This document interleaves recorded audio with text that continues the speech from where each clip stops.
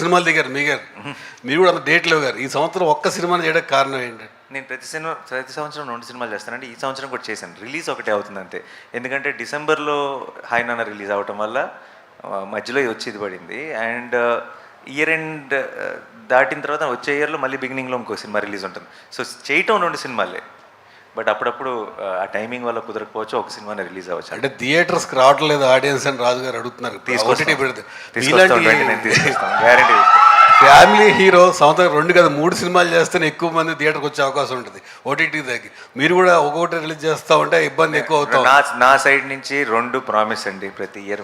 రాంబాబు గారు మారుతాయమ్మా మారుతాయి, ఆ రోజులు కూడా వస్తున్నాయి మారుతాయి, మారాలి రావాలని ప్రొడ్యూసర్స్ అందరు రియలైజ్ అయ్యారు. మా అందరికీ ఏం తప్పు చేసాము, ఎక్కడ దెబ్బ పడుతుంది, ఆలోచనలు స్టార్ట్ అయ్యాయి. షార్ట్లీ మళ్ళీ జనాలు థియేటర్లోనే సినిమాలు చూస్తారు. Thank you. నానిగారు ఇక్కడ నానిగారు అంటే సౌత్ ఇండస్ట్రీ అనేది చాలా పీక్ స్టేజ్లో ఉంది. అద్భుతమైన కంటెంట్ సినిమాలు మనం చేస్తూ ఉన్నాం. బట్ కానీ నార్త్ ఎందుకు ఒక చిన్న చూపు అనేది మన హీరోల మీద కానీ ఇంత పెద్ద హిట్లు ఇస్తున్నా సరే ఎప్పటికప్పుడు అవకాశం ఉన్నప్పుడల్లా ఒక చిన్న చూపు చూపిస్తున్నారు. లేటెస్ట్గా ప్రభాస్ గారి మీద ఒక ఎవరో ఏదో మాట్లాడుతూనే ఉంటారమ్మా.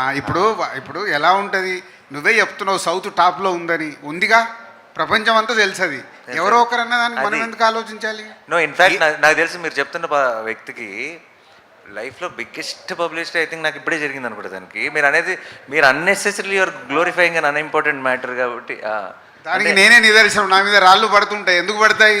పనులు ఉన్నాయంట నా దగ్గర, పడతాయి. సో ఇది కూడా అంతే. ప్రభాస్ అంటేనే కదా వాళ్ళు హైలైట్ అయ్యేది.